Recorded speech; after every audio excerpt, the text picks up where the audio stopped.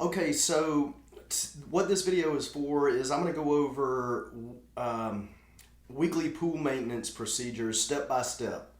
And basically, this is a very simple process that after you have done this yourself 2 or 3 times, um, it'll become second nature and it's very simple. Generally speaking, most pool owners with a zero chlor system spend about 10 to 15 minutes each week doing their weekly pool maintenance.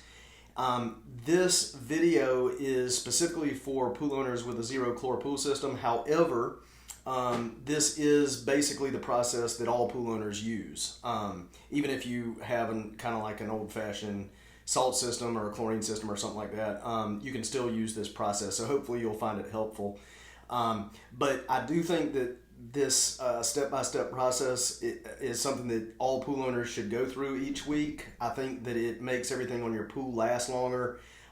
It makes it a lot easier to maintain your pool and keep the chemistry in check as long as you're following all of these steps.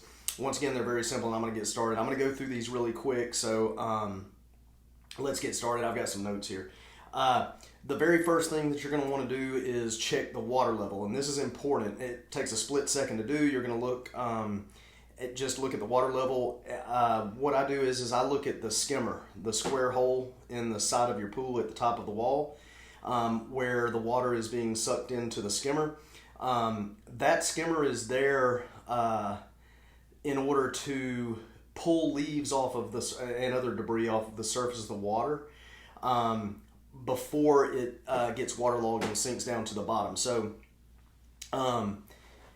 if the water level is too high, the leaves don't have any way to get into the skimmer because they'll hit the top of the skimmer. If the water level is too low, the skimmer will actually start drawing air because it creates a vortex in the skimmer and it causes the pump to lose prime. So basically, you want your water level to be right in the center of the skimmer hole in the sidewall of your pool. But that takes a split second. You just check it. Also, if you're checking that weekly, if you do develop a leak somewhere in your pool, you'll know about it within 1 week because you're checking the water level weekly. So that's important. The very first step, very, very quick, is just check the water level. Next is to scrub the water line. And I don't mean scrubbing it very hard, but you just want to work your way around the pool with the brush on the end of your pool pole and just scrub the water line. And the reason for this is that debris on the surface of the water tends to collect at the water line. And if you do this weekly, it'll never have a chance to build up and cause any issues. Also, if you do have it build up over time, like if you haven't scrubbed your pool line, your water line in a year, there's going to be a lot of debris on the sidewall that is stuck there and kind of solidified. And that can also have an effect on your water chemistry. So just it takes just about 30 seconds. You quickly just walk around the pool scrubbing, and that's pretty simple. The next thing you're going to do, you're going to manually skim the water surface. So you change the brush head on your pole to the leaf rake, or it looks like a bag on the end of your pole. And then you go around and you're just going to skim off of the surface any leaves or debris that is floating. And basically you're just helping the skimmer catch up on doing its job. And then also if any leaves have gotten waterlogged and gone to the bottom of to the floor, you can use your leaf rake to scoop those up as well. Let's see, you're going to empty your skimmer, pump, and robot baskets. If you have a robot, you're going to empty your basket each week. If you don't have a robot, you're just going to empty the skimmer and the pump baskets, because over the week those things will get filled with leaves, which is good. That's what they're supposed to do. But you just have to empty them out. It keeps your pump working efficiently and allows water to pass freely through the system, and it also frees up space for more leaves next week to fill those baskets. You're going to vacuum the pool as needed. If you have fine dust or particles on the bottom of the pool that are too fine for your the bag on the end of your pole to pick up, you're going to vacuum those out. And there's a million videos online showing you how to vacuum your pool. We do suggest that you do that as needed. Backwash and rinse the glass filter. So if your glass filter is going to be if you've got the 3-stage AFM activated glass filter, which hopefully you do, you're probably only going to have to, under normal usage, you're probably only going to have to backwash that filter once a month.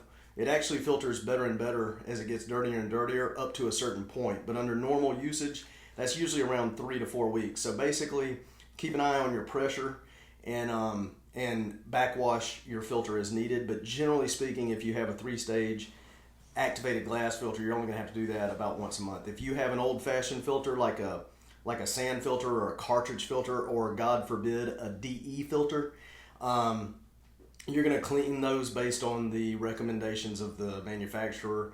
But if you still have one of those filters, just consider stepping up into 2021 and upgrading your filter on your pool. Test the pool water. So basically, with a zero chlor system, you don't have to worry about all the other stuff that most pool owners do. You're only going to test for pH, copper, phosphates, and hardness. And I have a detailed video showing you how to do that in the education center on zerochlorpoolsystems.com, so you can check that out if you want to know more detail about that.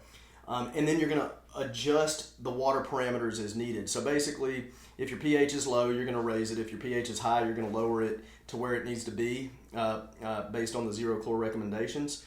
And once again, there's millions of videos out there showing you how to adjust your water chemistry. You can also Google for charts on pH, like based on the amount of gallons in your pool, how much acid do you add to lower the pH a certain amount. They have tons of materials and resources available for you online for that. And that's it. That's the very quick rundown. Now, I know it took me a while to cover all those things, but when you do it on a weekly basis and you get familiar with your pool, it takes 2 or 3 weeks of doing it before you're really good at it. And we're talking 10 or 15 minutes per week, but these are 10 or 15 minutes that I don't want you to skip. I want you to take the time to just knock this out every week, and you will absolutely love your pool, and everything on your pool will last long, and the water will always be beautiful and clean. Thanks a lot.